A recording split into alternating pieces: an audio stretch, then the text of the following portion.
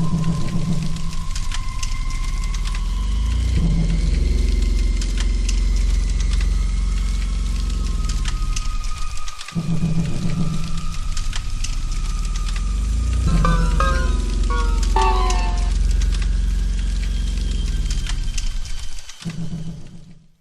Stefan Smith, part owner of Grimsleys Gorge. I'm Steve Felber, again, as well, part owner of Grimsleys Gorge.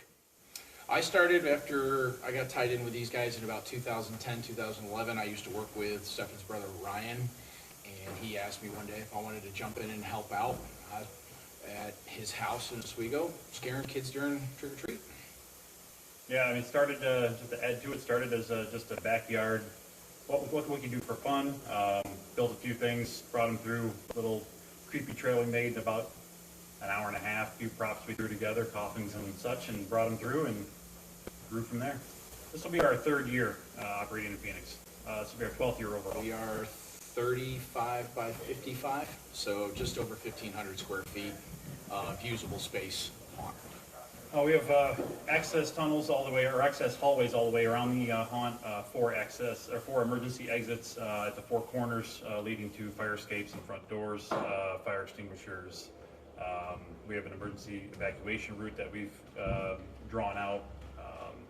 We inform the guests out front that there are labeled emergency exits. We have actors near each emergency exit as well, so if a situation does arise, they can direct both actors and guests within for the fastest way out. I believe we're going to refog the haunt like we did last year. We have a fogger, so each night before and after the haunt, we will fog with sanitizer.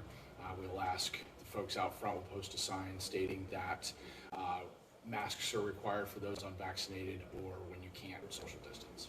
So the theme kind of developed, we were trying to tell a story with our haunt, and the theme's basically a doctor who has been outcast and is still practicing basically outdated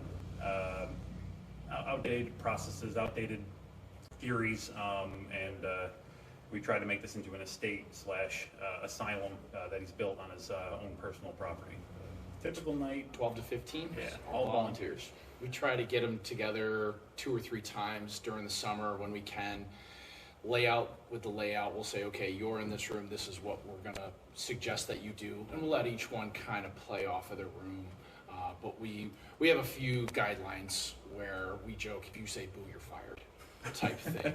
So then we bring them into the rooms once we have them built so they can see their surroundings, kind of maybe start developing a character, say, hey, this is what we expect to see in here, but if you find something or have an idea, throw it at us, let's try it out.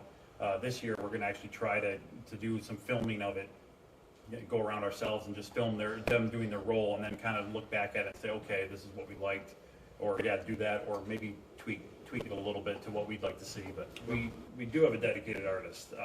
Unfortunately, she can't make it this year, so it will be mostly mask based, yeah, or quick setup on makeup, a little gray here, some black there, just to shadow out a natural face look. 90% of everything is homemade, yeah.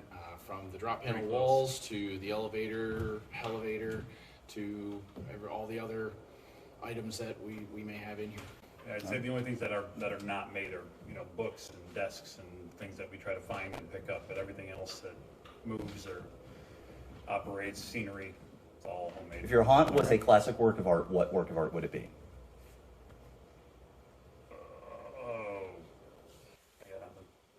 Adam Sandler. All right, we can go with that. Or if your haunt was a living thing, what kind of food would it eat? Rochester garbage plate. What kind of vibe does your haunt have? Creepy as hell. All right. Well, that's all I've got. Thank you guys so much for answering my questions. Appreciate it. Thanks.